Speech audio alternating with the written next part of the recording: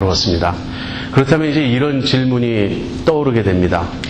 우리가 믿음으로 의롭다 하심을 받았은즉, 다시 말하면 칭의를 얻었기 때문에 이러한 결과들을 누리는 것이라면 이제 두 가지 질문이 뒤따를 수 있죠.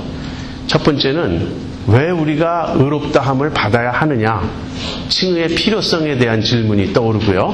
그다음 또 하나는 어떻게 칭의를 받을 수 있는가. 우리가 어제 믿음으로 또 그 피로 이렇게 간략하게 얘기는 했지만 그 내용을 좀 더 자세히 살펴볼 필요가 있습니다. 그래서 오늘 로마서 5장 12절부터 21절 이제 바울이 아담과 그리스도를 대조해서 설명하는 내용을 살펴보고, 그에 이어서 로마서 3장 9절부터 26절을 함께 이 시간에 살펴보려고 합니다. 그렇게 함으로써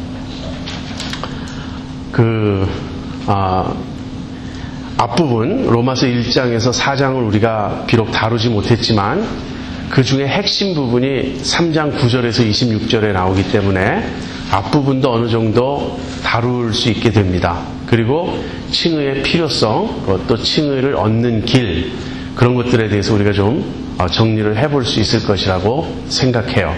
그래서 먼저 로마서 5장 12절부터 21절을 살펴보고 그 후에 3장 9절에서 26절로 넘어가도록 하겠습니다. 여러분 성경을 펴시고요. 또 여러분 강의한 제가 아웃라인 나눠드린 것 펴시고 함께 보시기 바랍니다. 먼저 12절부터 14절을 보겠습니다. 이러므로 한 사람으로 말미암아 죄가 세상에 들어오고 죄로 말미암아 사망이 왔나니 이와 같이 모든 사람이 죄를 지었으므로 사망이 모든 사람에게 이르렀느니라. 죄가 율법이 있기 전에도 세상에 있었으나 율법이 없을 때에는 죄를 죄로 여기지 아니하느니라. 그러나 아담으로부터 모세까지 아담의 범죄와 같은 죄를 짓지 아니한 자들 위에도 사망이 왕노릇하였나니 아담은 오실 자의 표상이라. 이 본문은 성경에서 아주 중요한 그런 몇몇 구절 중에 하나입니다. 여기 인간은 어떠한 존재인지에 대해서 기독교적 관점이 아주 잘 요약되어 나타나고 있어요. 여기 왜 우리가 칭의를 받아야 하는가, 왜 우리가 믿음으로 의롭다함을 받아야 하는가에 대한 답이 나오고 있습니다. 그 답은 무엇이냐면요, 인간은 죄와 사망에 처해 있는 존재이기 때문이다 하는 거예요. 인간은 죄와 사망에 처해 있는 존재이다. 우리가 어떻게 그 사실을 알죠? 물론 우리 경험을 통해서도 알 수 있습니다. 그러나 바울은 여기서 바로 죄와 사망이 어떻게 이 세상에 들어오게 되었는지 그 시초부터 근원을 따져서 설명을 합니다. 문제는 아담부터 있었던 거예요. 한 사람 아담, 우리의 조상, 인류의 조상 아담이 범죄함으로 인해서 그 결과 죄와 사망이 이 세상에 들어오게 되었다 하는 것입니다. 다시 한번 12절 보죠. 이러므로 한 사람으로 말미암아 죄가 세상에 들어오고 죄로 말미암아 사망이 왔나니. 여러분, 죄가 세상에 들어왔다는 말은 무엇이죠? 그리고 사망이 세상에 들어왔다는 말은 무엇이죠? 그냥 아담 한 사람이 죄를 짓고 거기서 끝날 수도 있죠. 아담의 후손들이 태어나지만 아담의 후손들 중에 죄를 짓는 자도 있고 죄를 짓지 않는 자도 있고 이럴 수 있는 겁니까? 그렇다면 굳이 죄가 세상에 들어왔다라는 표현을 쓸 필요가 없죠. 이건 들어오고 나가고 안 들어오고 하는 그런 문제가 아니에요. 그냥 어떤 사람은 죄를 짓는 거고 어떤 사람은 죄를 짓지 않는 것이에요. 그런데 여기 들어왔다라는 표현은 무슨 말이냐면요, 예외가 없이 모든 사람이 죄를 짓게 되었다 하는 말이에요. 왜 그렇게 설명하는가? 사망을 보면 알 수 있습니다. 죄가 세상에 들어오고 그 결과 사망이 세상에 들어왔다 그러죠. 자, 사망 쪽을 생각해 보죠. 죽지 않는 사람이 있습니까? 죽지 않는 사람은 없어요. 그래서 사망이 세상에 들어왔다라고 말하는 겁니다.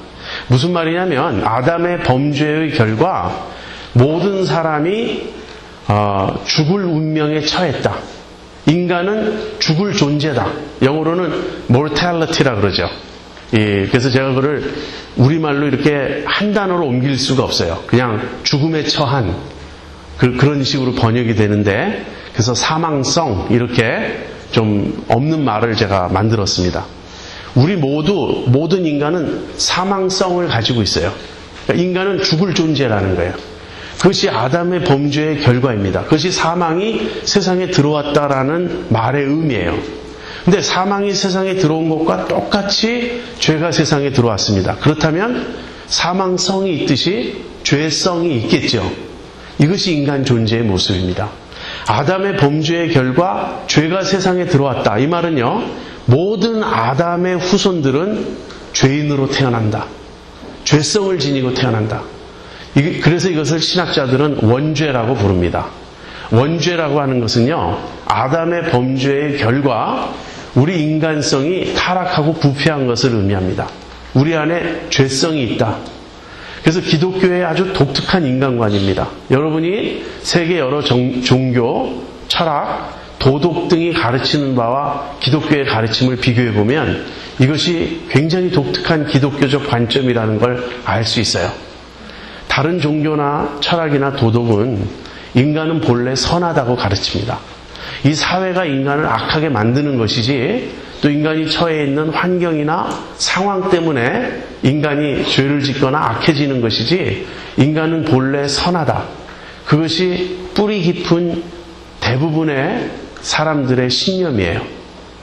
여러분 법정 스님 아시죠? 얼마 전에 입적하셨죠? 수필도 많이 쓰시고 책을 많이 쓰신 분입니다. 저는 그분의 글을 참 좋아했어요. 제가 그래서 무소유라는 책을 사두기를 참 잘했어요. 그 다음에 무소유라는 책이 안 팔려가지고 더 이상 없어가지고 사람들이 막 그 책을 구하는데도 못 구했는데, 그런데 법정 스님의 글을 읽어보면 밑바닥에 깔려있는 사상이 그거예요.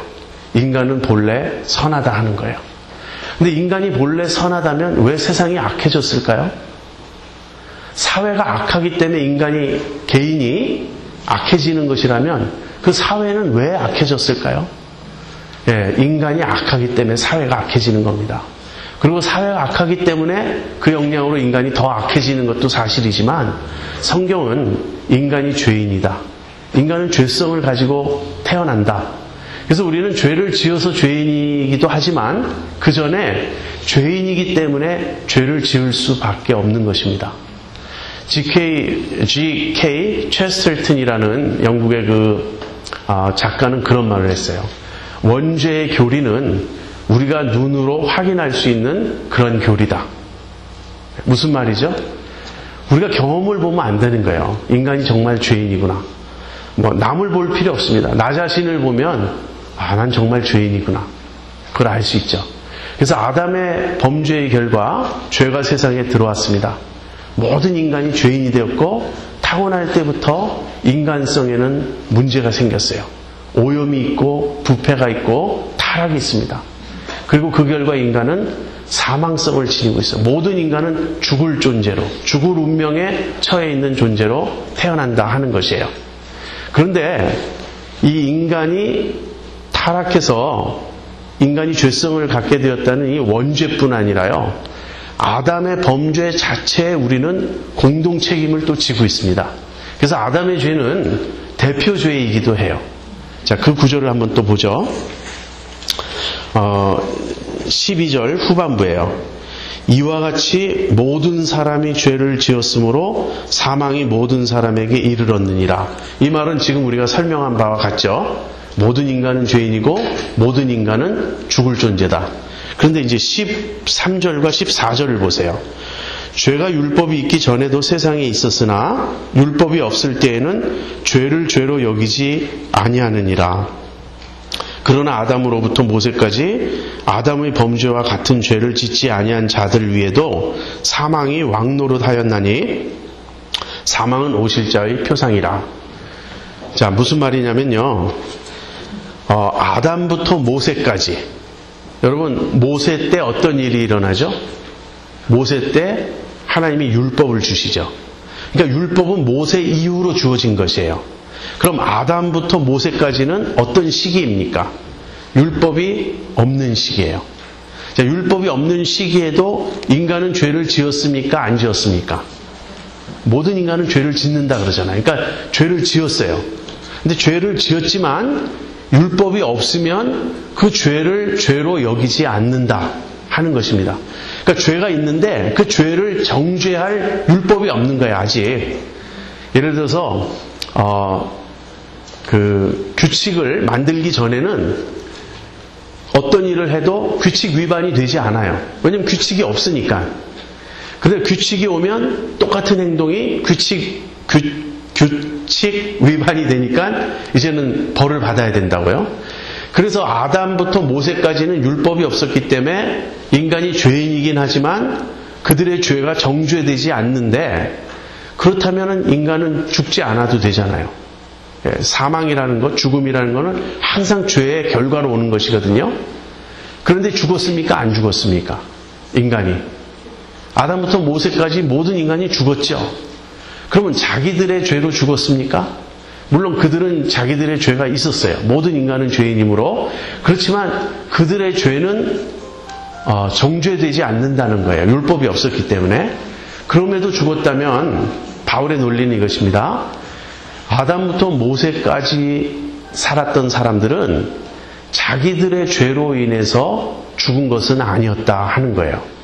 여기 아담의 범죄와 같은 죄를 짓지 아니한 자들, 그러니까 아담의 범죄와 같은 죄를 짓지 아니한 자들 위에도 사망이 왕노릇하였다. 이 말은 무슨 말이냐면요, 아담의 범죄란 이런 것이에요. 어떤 특정한 계명이 있습니다. 특정한 계명이 뭐죠? 선악과를 따먹지 말라. 그러니까 특정한 계명이 주어졌는데 그 특정한 계명을 어겼어요, 아담이. 그런데 아담부터 모세까지의 사람들은 특정한 계명이 없었지요. 율법이 오지 않았으니까. 그래서 아담의 범죄와 같은 죄를 짓지 않았어요, 이 사람들은. 물론 죄인입니까? 아닙니까? 죄인이에요. 인간은 타락했고 인간성은 부패했고 인간 안에 죄성이 있어서 인간은 계속 죄를 지었습니다.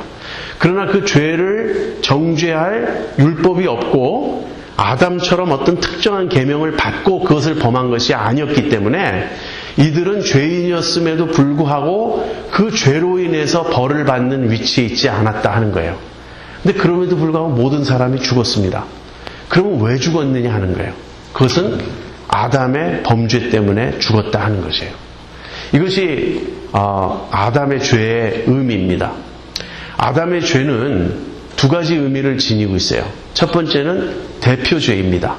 아담이 온 인류를 대표해서 죄를 지은 거예요. 이 대표성은 우리가 좀 이해하기가 쉽지 않습니다. 그러나 이렇게 생각해 보세요.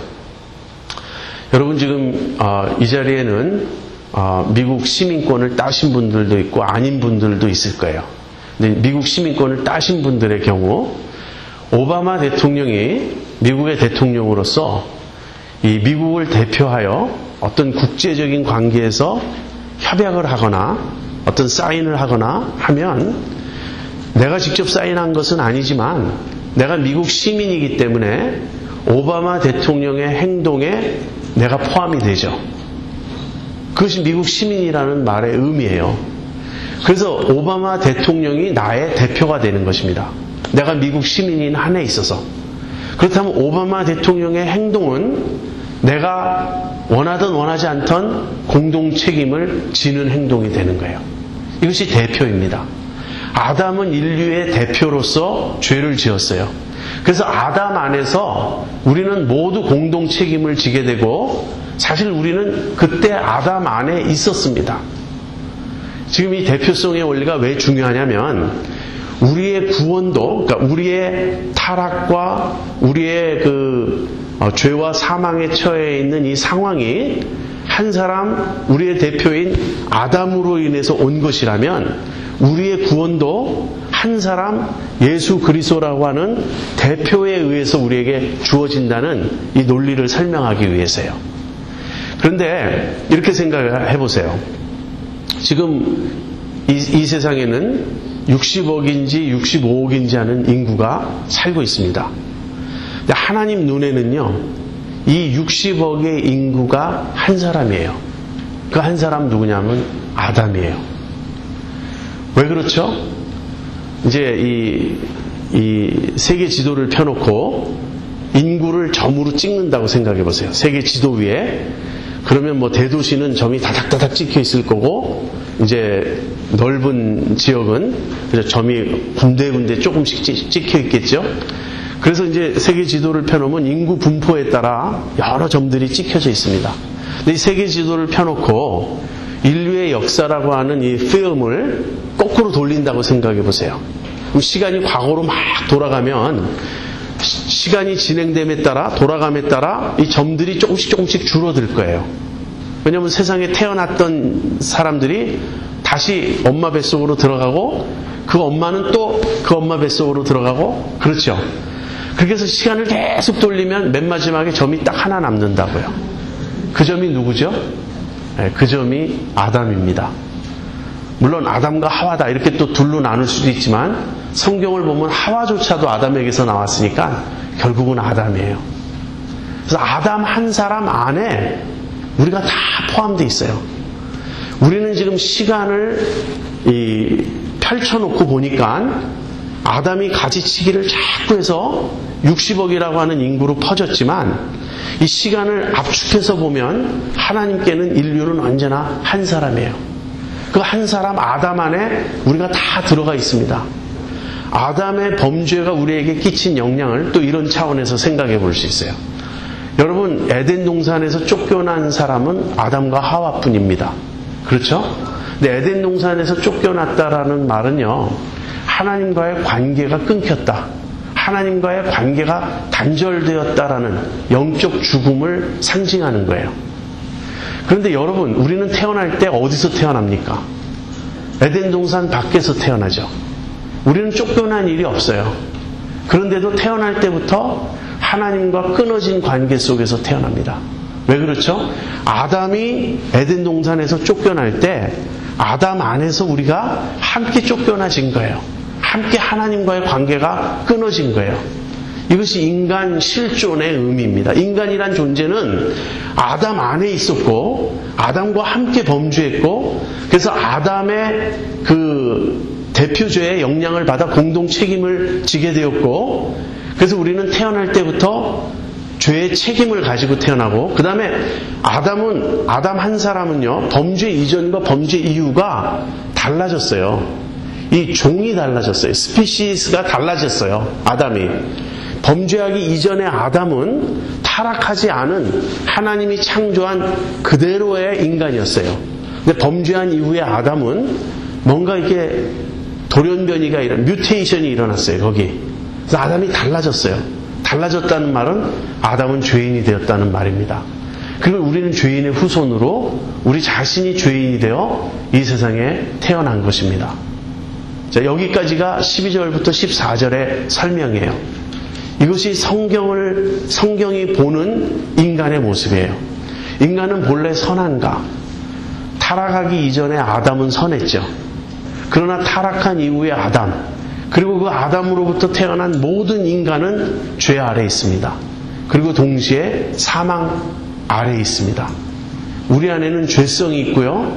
우리는 사망성을 가지고 있어요. 우린 태어나면 그 순간부터 죽음을 향해 달려가기 시작합니다. 어떤 사람은 80년을 살고 어떤 사람은 더 짧게 살고 어떤 사람은 더 길게 살지만 결국 인간은 태어나면서부터 그 순간부터 죽어가기 시작한다. 그렇게까지도 말할 수 있는 것이죠. 자, 이것이 인간의 모습입니다. 그렇다면 이 인간이 어떻게 구원받을 수 있는가? 이 기독교의 인간관이 독특하기 때문에 기독교의 구원관도 아주 독특합니다. 기독교의 구원관은요, 간단히 이야기하면 이거예요. 우리가 아담 안에 있으면 죽는 거고 그리스도 안에 있으면 사는 거예요. 그래서 그리스도에게 속해야 됩니다. 그리스도는 여기 보면 아담은 오실자의 표상이니라 그랬죠? 그러니까 아담은 예수 그리스도를 보여주는 거예요. 그러면 예수 그리스도가 오시죠. 그래서 예수 그리스도는 어떤 분으로 묘사되냐면 제2의 아담이다. 그렇게 성경은 말하고 있어요. 예수 그리스도가 오시고 이제 우리 아담에게 속했던 인간들이 예수 그리스도 쪽으로 넘어갑니다. 예수 그리스도 안으로 들어와요. 이 들어오는 과정을 뭐라 그러죠? 어떻게 소속을 바꿉니까? 내가 아담 안에 있다가 어떻게 그리스도 안으로 옮겨올 수 있죠? 예, 이것을 믿음이라 그래요. 예수님을 믿으면 아담 안에 속했던 우리가 그리스도 안으로 옮겨오게 됩니다. 그럼 그리스도 안에는 무엇이 있느냐 하는 거예요. 여기 15절부터 그 19절까지의 내용을 보면 아담 안에는 뭐가 있냐면 범죄가 있어요. 그리고 그 결과 정죄가 있어요. 그리고 그 결과 사망이 있습니다. 이게 아담 안에 있는 내용이에요. 아담 안에 있는 인간들은 아담과 더불어 범죄를 지은 것이고, 그래서 아담과 더불어 정죄를 받은 것이고요. 컨뎀드 된 것이고요. 따라서 아담과 더불어 사망에 처해 있습니다. 근데 그리스도는 어떤 분이냐면 오셔서 아담은 불순종했지만 그리스도는 순종하셨어요. 아담은 그 범죄했지만 그리스도는 의의 한 행동을 하셨어요. 그래서 아담 안에는 정죄가 있다면 그리스도 안에는 칭의가 있어요. 이쪽은 컨뎀네이션이 있는가 하면 이쪽은 저스티피케이션이 있어요. 이쪽은 death가 있는가 하면 이쪽은 life가 있어요. 이게 그리스도 안에 있는 것입니다. 그래서 성경이 말하는 구원은 아담 안에 있느냐 그리스도 안에 있느냐, 아담에게 속해 있느냐 그리스도에게 속해 있느냐, 이렇게 말하는 거예요. 그리스도 안에 있으면 그리스도께서 행하신 모든 일이 나의 대표로서 그리스도가 순종하신 것이 내가 순종한 것이 됩니다. 그리스도가 얻으신 생명이 내가 얻은 생명이 돼요. 이 이야기가 이제 6장에서 이어질 것입니다. 자, 그래서 우리가 아담과 그리스도를 살펴보았는데요. 20절로 한번 가보세요. 20절.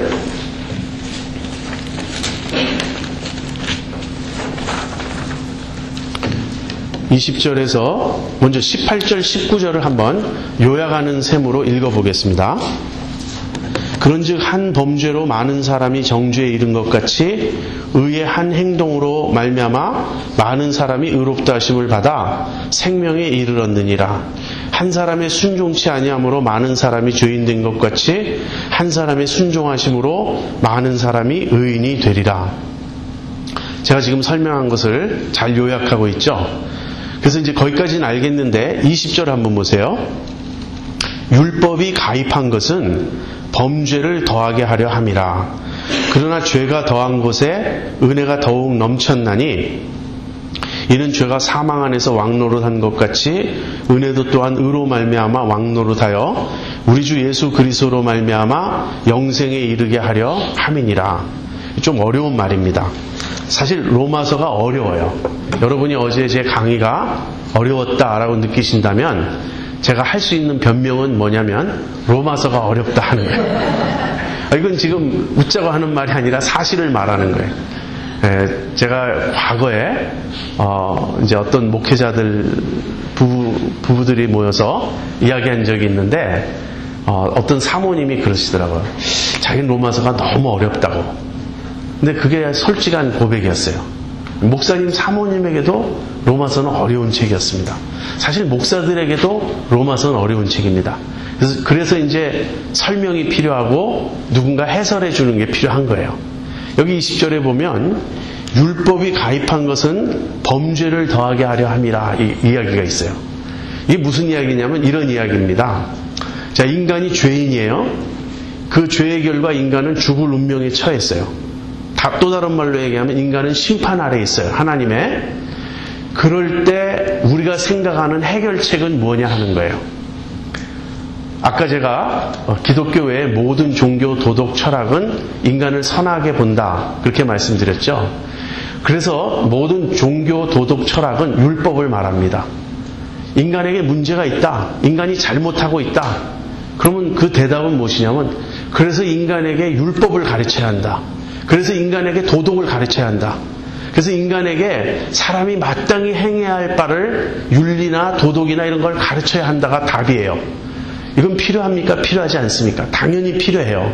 우린 율법을 배워야 되고 도덕을 배워야 되고 우리가 어떻게 살아야 하는지를 배워야 되는데 성경은 또 이 시점에서 굉장히 역설적인 이야기를 해요. 무슨 말이냐면 율법이 필요한데 율법이 오면 그 결과 우리가 착한 사람이 되고 그래서 우리 스스로 구원을 이룬다가 아니고요. 율법이 오면 죄를 더 짓는다 이거예요.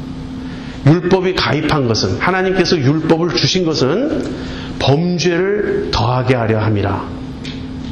그러나 죄가 더한 곳에 은혜가 더욱 넘쳤다. 이게 독특한 기독교의 구원관입니다. 하나님은 율법을 주셨어요, 우리에게. 근데 율법이 오자 우리가 착하게 살고 우리가 도덕적이 되고 그래서 우리가 구원 얻는 게 아니라 우린 더 미저러블해지고 우리의 실제를 알게 되고 우린 더 납작해지고 우린 더 죄인이 된 거예요. 율법이 오면 우리는 죄인이 되는 겁니다. 근데 우리가 죄인이 되면 그때 무엇을 깨닫죠? 하나님의 은혜를 깨달아요. 죄가 더한 곳에 은혜가 더욱 넘쳤다. 이 은혜는 어디에 있습니까? 그리스도 안에 있어요. 사실 아담 안에 속한 사람이 왜 그리스도에게로 넘어오냐면요. 아담 안에서는 죄밖에 없다는 걸 깨달으니까 그리스도에게로 넘어오는 거예요. 근데 아담 안에 있다 그래서 스스로 죄를 깨닫는 게 아니에요. 율법이 와야만 죄를 깨닫게 돼요. 그래서 지금 바울은 이야기를 했습니다. 아담 안에 있는 모습은 무엇이고 그리스도 안에 있는 것은 무엇이고 어떻게 사람이 아담에게서 그리스도에게로 넘겨오게 되는가. 그 중간에 율법이 있었다는 그런 이야기를 합니다. 자, 대강 5장 12절부터 21절의 내용은 그런 뜻입니다. 자, 요거를 두고 이제 우리가